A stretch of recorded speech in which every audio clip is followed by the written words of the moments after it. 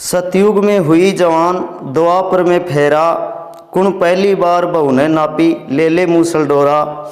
जय श्री राम विद्वानों, अपने आज के वीडियो में आपका तहे दिल से स्वागत है। ये पहेली पूछने वाले हैं भाई हंसराज जी, विराटनगर बैराट से।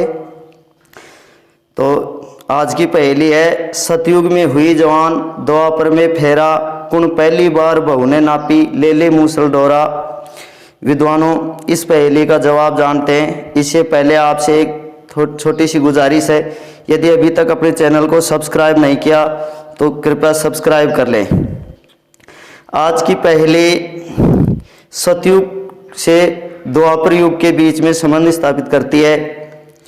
सतयुग में महान राजा सरियाती के वंश में कुस्तली के एक सम्राट हुए जिनका नाम रेवत था। और रेवत के यह एक पुत्री थी जो अग्निकुंड से पैदा हुई थी, जिसका नाम रेवती था। रेवती सुशील, गुणवान, विदुषी लड़की थी। उसके लिए रेवत को अपने विवाह के लिए शर्त रखती है कि मुझे बलशाली कोई अवतारी लड़का होना चाहिए।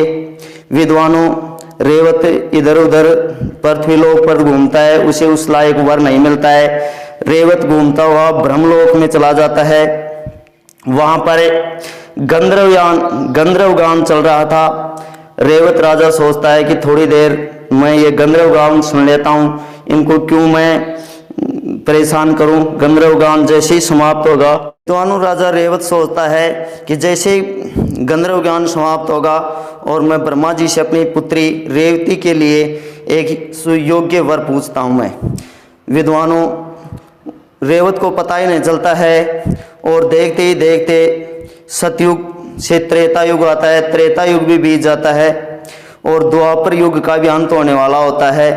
तब ब्रह्मा जी पूछते हैं कि हे राजन, आप क्यों पधारे हो। महाराज, रेवत बोलता है, महाराज मेरी बेटी रेवती है, उसके लिए कोई योग्य अवतारी वर चाहिए। ब्रह्मा जी आश्चर्यचकित होते हैं कि आप जहाँ निवास करते थे, आपका जो प्रजा थी सब समाप्त हो चुका है। ब्रह्मा जी बोलते हैं, हे राजन, सतयुग बीत चुका है, त्रेता युग बीत चुका है और द्वापर युग का भी अंत होने वाला है। तुम जल्दी जाओ और आपकी पुत्री रेवती के लिए सुयोग्य वर है, शेषनाग का अवतारी है बलराम, जो भगवान श्री कृष्ण विष्णु के अवतार हैं, उनका भाई है, भ्राता है। तो जाओ आप और अपनी पुत्री रेवती का विवाह कर दो। विद्वानों, कहा जाता है सतयुग में पुरुष की लंबाई 21 हाथ हुआ करती थी और त्रेता युग में 14, द्वापर युग में 7 और आज कलयुग में 3.5 मानी जाती है। तो रेवती का जब विवाह किया जाता है बलराम से तो बहुत लंबी थी।